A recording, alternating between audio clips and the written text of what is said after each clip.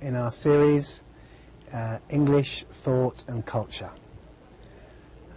Just to remind you, my name is Jake Organ, and the course name is English, Thought and Culture. Today's lecture, Lecture 5, is part of a two-part series on Romanticism. And it's entitled William Wordsworth and the Lake Poets. And Lecture 5 and Lecture 6 is all about movement in English literature, poetry and arts that is called Romanticism. Okay, just to remind you my details. Now, before we start the actual lecture, there are a few points to consider.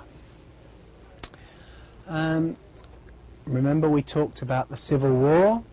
Well, we first talked about the Elizabethan age, then the Civil War, and some of the ideas of John Locke and Adam Smith, where we see the beginnings of modern Britain, or the modern English-speaking world developing. We see some of the foundational ideas developing. Now, we're going to look to another very, very important event in the development of the English-speaking world, the Industrial Revolution. So by the end of the 18th century, Britain was starting to see the beginning of the Industrial Revolution. Now, we'll talk about this more in the next lecture, but remember this: the Industrial Revolution was one of the most important events in the history of the English-speaking world, the modern English-speaking world, and indeed the whole world. This was an advance in the rise in technology, in the methods of agriculture, in methods of factories, that revolutionised British society, and through the revolutionisation of British society, through other societies, especially in Northern Europe and the United States of America. But not everyone was happy with this. This was causing changes in the countryside as there were more factories and buildings. Increasingly, life in the United Kingdom, the Great Britain, became more and more urbanised. People started to live in cities. Beautiful areas of countryside would be ruined because of factories, because of big mines being opened up, and people were reacting to this. Okay, and some people wanted to reject all these symbols of modern life and celebrate and talk about and write about and paint about the beauty of nature and the human spirit, the pure human spirit. These were the Romantic poets. So when we talk about the Romantic poets, or Romanticism, we need to realise that they were reacting. They were reacting against the modern world. They were reacting against the Industrial Revolution, the idea of these ugly factories that were destroying the wonderful beauty of the English countryside. Okay. So who were the Romantic poets? What was Romanticism? The Romantic poets were a movement of poetry in late 18th century, early 19th century Britain. And the poets of this movement are some of the most well-known and well-respected poets in the English-speaking world. They celebrated, they talked about, they were very supportive of the beauty of nature. And this is very, very important. One of the most important things in Romantic poetry is about the beauty of nature, especially the English countryside, and the pure human spirit. They had this idea that factories and mines and cities destroyed the human spirit, destroyed what was really essential inside of a human being. And they wanted to sort of go back to a time they believed before the factories, before the cities were rising, you know, which they believed was more ideal. And they were also against, remember when we talked about John Locke, against the Enlightenment idea of everything being based on reason and the human mind. They were against the Enlightenment ideas of empiricism, the idea of getting theories through observing facts in nature.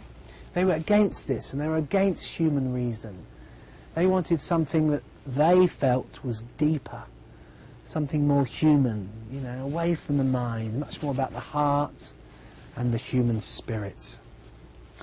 And just to remember, the British Romantic poets were the most famous part of a movement that was all over Europe and in all the arts. So we could look at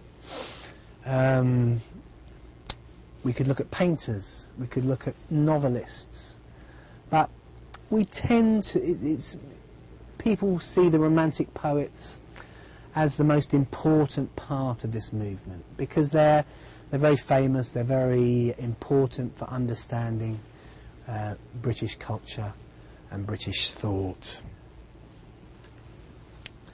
So who was William Wordsworth? If you're a school child, a school boy or school girl in Britain, you'll know William Wordsworth. He's a poet we have to study. You know, the poem we'll study today is a very, very famous poem, and there are many, many lines from his poetry that you know that every child will know in the UK. Maybe you have poets in Saudi Arabia that are the same. But William Wordsworth he was a major English Romantic poet. He was born in 1770 and he died in 1850. So he's very much between the end of the 18th century and the first half of the 19th century. Very much the time of the Industrial Revolution. He was famous for his poems about the English countryside. You know, it's if you ever go to England and spend time in the English countryside in spring or summer, that's the time to get your book of Wordsworth poems out and to read them. He lived in the Lake District and was an important lake poet. And we'll look at that more in a moment. He wrote many famous poems, including the Prelude, the Lucy poems, lyrical ballads, and Laodamia. Some very, very large poetical works. And these are like the Lucy poems, very, very beautiful. And he is seen as one of the greatest poets in the English language. Poetry is a big part of English thought and culture. And Wordsworth is seen as the summit, the pinnacle, maybe one of the greatest of these poets. Okay. The lake poets. The lake poets. Who are the lake poets? The lake poets are a group of English poets who all lived in the Lake District of England at the turn of the 19th century. So when we say the turn of the 19th century, we're talking about the years when the 18th century became the 19th century. So we're talking about 1795, say, to 1810. This is the turn of the century. The three main figures of what has become known as the Lake School are William Wordsworth, Samuel Taylor Coleridge and Robert Southey. Samuel Taylor Coleridge wrote a great poem called Kubla Khan, in Xanadu did Kubla Khan a stately pleasure dome decree. I could quote more. It's a wonderful poem. I recommend him. And Robert Southey, who wrote some lovely poems. Now, the Lake District of northwestern England, so it's sort of up above Manchester, Liverpool, this area, is a very beautiful area with deep lakes surrounded by mountains. It is a beautiful, beautiful area. And you can understand why many of these poets went to this area and wrote poetry inspired by the area. When you talk about being inspired by an area, it's this idea that a writer or a poet needs something outside himself to bring him inspiration, to cause him to want to write something special. And a lot of the inspiration of these men was the English countryside, especially the Lake District. We're going to look at a particular poem called The Daffodils. It's one of the most famous poems in the English language. It is often called I Wandered Lonely as a Cloud, because that's the first line. And first and foremost, a daffodil is a beautiful flower that appears in great number in late spring in the UK. So we're talking about April, May. The daffodils will come. So this is a particularly beautiful time in the year in the UK. Late April, early May. The flowers are out, the leaves are on the trees, there's some heat. Sometimes it can rain a lot, but there's a lot of, the heat of summer has come. And the daffodils come, these beautiful yellow flowers that come in numbers. And it's a very, very special time when the daffodils come.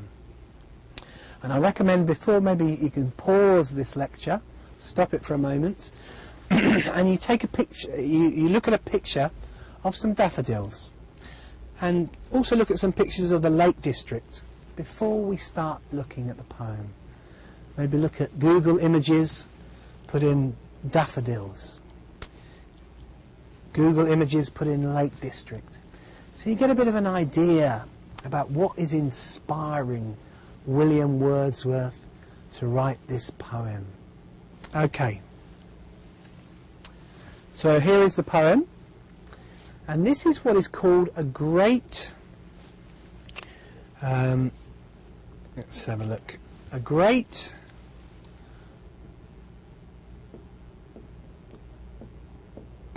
lyrical poem, lyrical.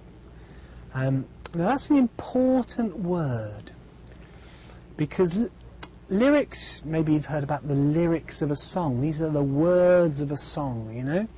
So when you talk about a lyrical poem, it means it has something in the words brings, it's something in the words brings like a rhythm, a joy, that is very clear in the poem. And this is seen as a great lyrical poem. It's not particularly sort of deep. It's not got incredible sort of metaphors where he's comparing one thing or another. It's just a very beautiful poem in its lyrics. Okay, I'll read it out. I wandered lonely as a cloud that floats on high o'er vales and hills, when all at once I saw a crowd, a host of golden daffodils, beside the lake beneath the trees, fluttering and dancing in the breeze. Continuous as the stars that shine and twinkle on the Milky Way, they stretched in never-ending line along the margin of a bay. 10,000 saw I at a glance, tossing their heads in sprightly dance.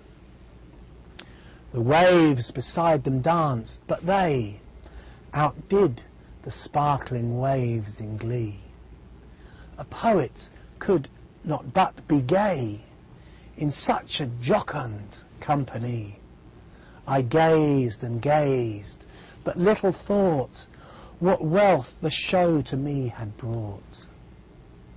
For oft, when on my couch I lie, in vacant or in pensive mood, they flash upon that inward eye, that is the bliss of solitude.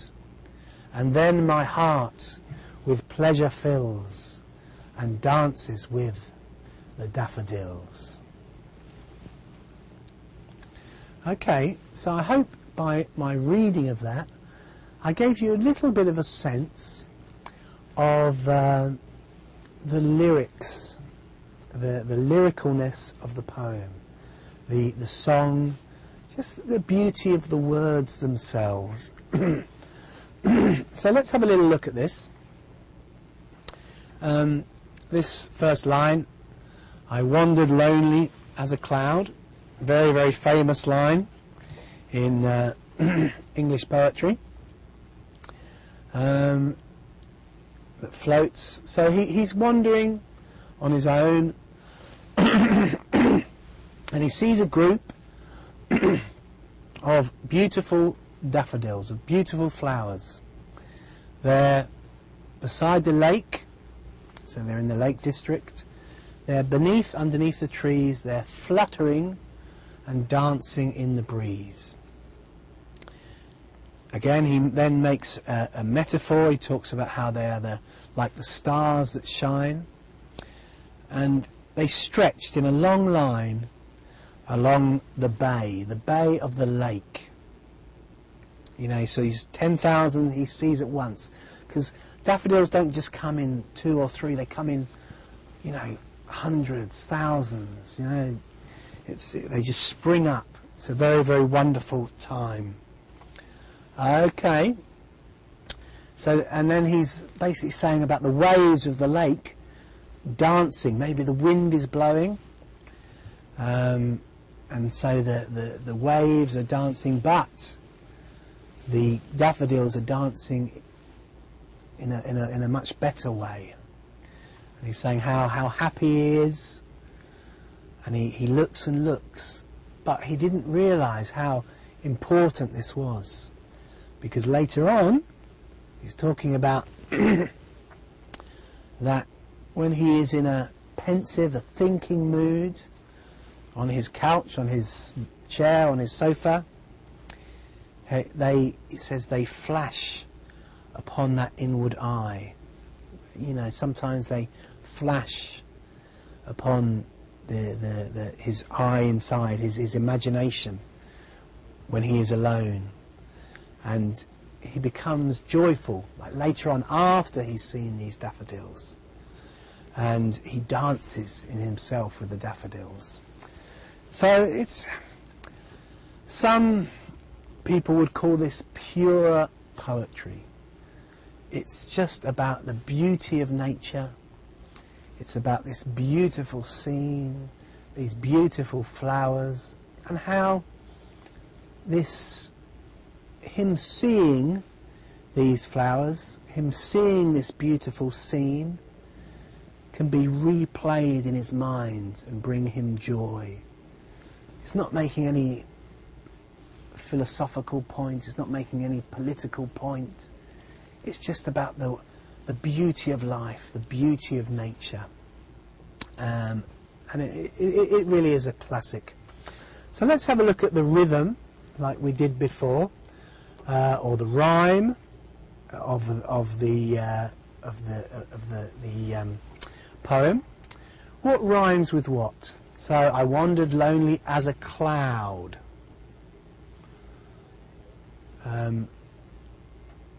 So I wandered, I walked around lonely as a cloud. So you imagine a cloud there on his own, on the cloud, on its own, and he is doing that. Now, why doesn't he say, I walked around alone? Because I wandered lonely as a cloud it's more majestic, it's more formal, it's more beautiful language. That floats on high, a cloud floats on high over vales, valleys and hills. When all at once I saw a crowd, a group. So cloud and crowd, a host of golden daffodils. So hills and daffodils. So it's a very simple rhyme structure and a simple metaphor or image of a cloud, and he's comparing himself with a cloud. Okay, beside the lake, beneath the trees, fluttering and dancing in the breeze. He's talking about the daffodils. You know, they're beside the lake, beneath the trees, and they're fluttering. Fluttering means like a bird flutters its wings, like this. This is fluttering, and dancing, you know, dancing. So here, trees and breeze. Oops, they've gone. So 1, 1, 2, 2, 3, 3. And that is basically the rhythm of the whole poem. Continuous as the stars that shine and twinkle like a star. Its lights go on and off. This is to twinkle. You might have heard the song Twinkle, Twinkle, Little Star.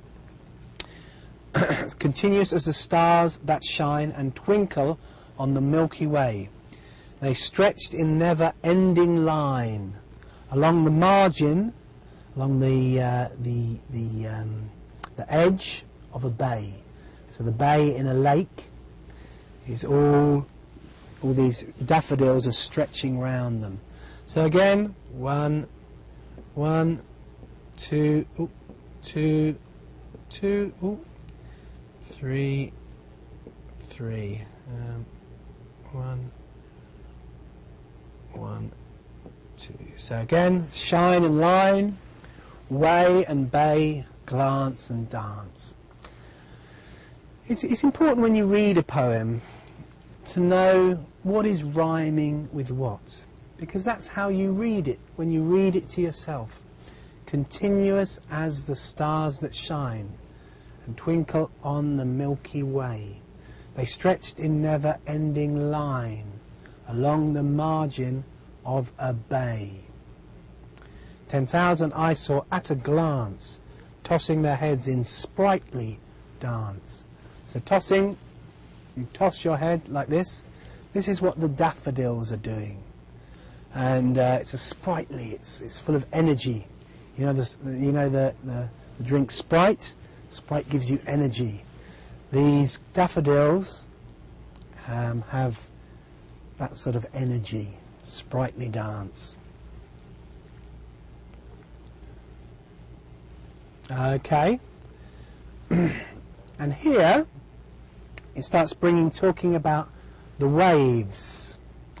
So the waves beside them, so if you imagine, in your imagination, imagine a lake, and then imagine a lot of daffodils, a lot of lovely flowers by the lake, and the wind is blowing through them.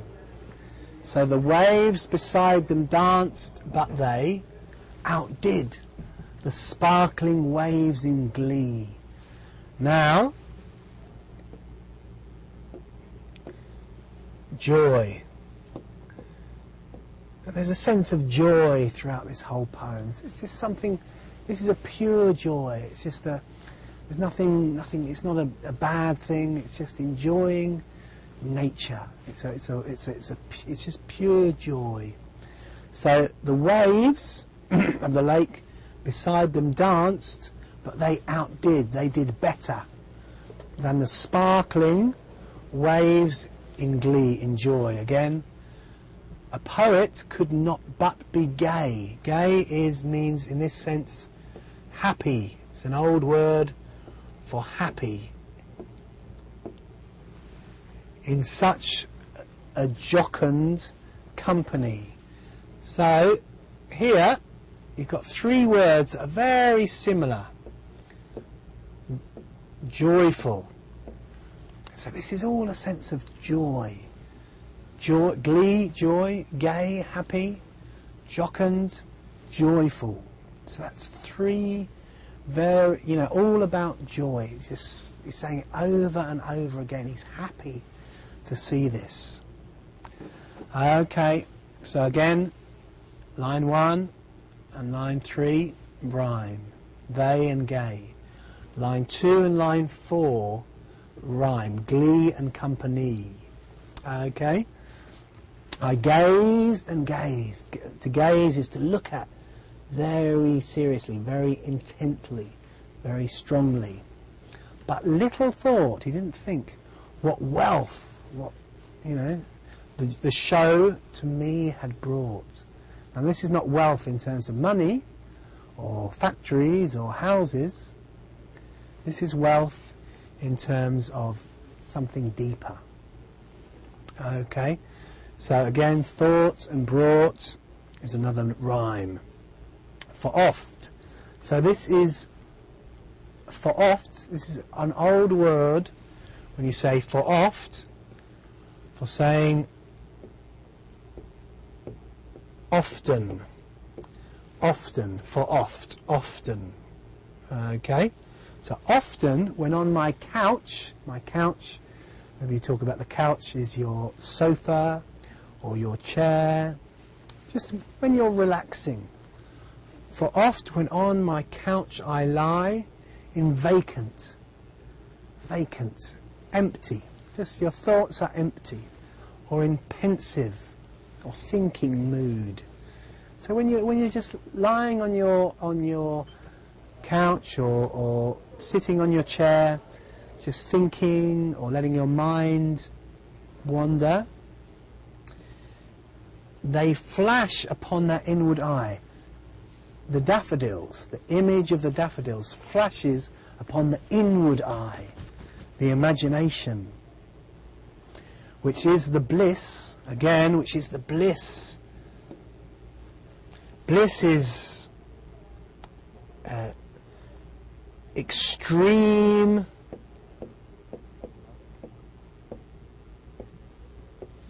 joy, extreme joy. Bliss is extreme joy, saying, so that inward eye, the inward imagination, is the bliss of solitude. Solitude is being alone. So it's the joy of being alone, is when you can imagine things. So when he's doing this, when he's imagining things, and then my heart with pleasure fills and dances with the daffodils. His heart, when he remembers these daffodils, his heart is dancing with them. It's a lovely image, another image of joy. And he has many images of joy in this poem. And so again, same rhyme structure, lie, I, mood, solitude, fills, daffodils. Very, very simple rhyme structure. Quite simple words, but with a real beauty in the rhythm, a real beauty in the imagery. It's a very beautiful poem. I hope. I sometimes feel when I'm explaining these poems, I so wish that you could see the beauty in them, and I hope I'm showing you some of this beauty. And the Romantic poets, they were very into beauty. Beauty is something different from the ugliness of the factory, the ugliness of a big city like Manchester or London. The Romantic poets were wanting to express a purer beauty, and they saw a lot of that beauty in the English countryside. So they tried to, you know, write poetry about it, to celebrate the English countryside through these very, very beautiful poems. This poem, the Daffodils, you know, maybe does that. Maybe actually causes people to look at the English countryside with a new love. I know as a child, when I read like William Wordsworth, it really inspired me to go out and walk in the English countryside, to appreciate, to love the English countryside anew. And a lot of my understanding of autumn, the beauties of autumn in England, and the beauties of spring in England, come from my reading of William Wordsworth and other Romantic poets. I suppose I want you to enter into some of this. So I want you to, I'm going to ask you to do something. This is obviously not part of the course. This is not part of the final exam. But I think this will really help you, you know. Try to find some pictures of the British countryside. Maybe a video, YouTube, you know, England in spring, you know, England in autumn.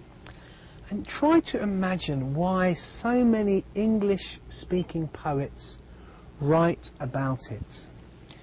You know, what is it? What is so special about the English countryside? You know, why do these people get so inspired about it? And the idea of the Romantics was to point to beauty. And in a way they've done their job. You know, for whole generations of English speaking people, they have been inspired to go to the countryside because of the Romantic poets. So again, they've done their job. Okay, now that's the end of this lecture. We're going to carry on next lecture with another, looking at another aspect of the Romantics. But before we do that, I'd like to read the poem again. Okay, and I hope you can get some of this, some of my passion for this poem as I read it. I wandered, lonely as a cloud that floats on high o'er vales and hills, when all at once I saw a crowd, a host of golden daffodils, beside the lake, beneath the trees, fluttering and dancing in the breeze. Continuous as the stars that shine and twinkle on the Milky Way, they stretched in never-ending line along the margin of a bay. 10,000 saw I at a glance, tossing their heads in sprightly dance. The waves beside them danced, but they outdid the sparkling waves in glee. A poet could not but be gay in such a jocund company. I gazed and gazed, but little thought what wealth the show to me had brought. For oft, when on my couch I lie, in vacant or in pensive mood, they flash upon that inward eye that is the bliss of solitude. And then my heart with pleasure fills and dances with the daffodils. Okay, thank you very much. That's the end of lecture 5.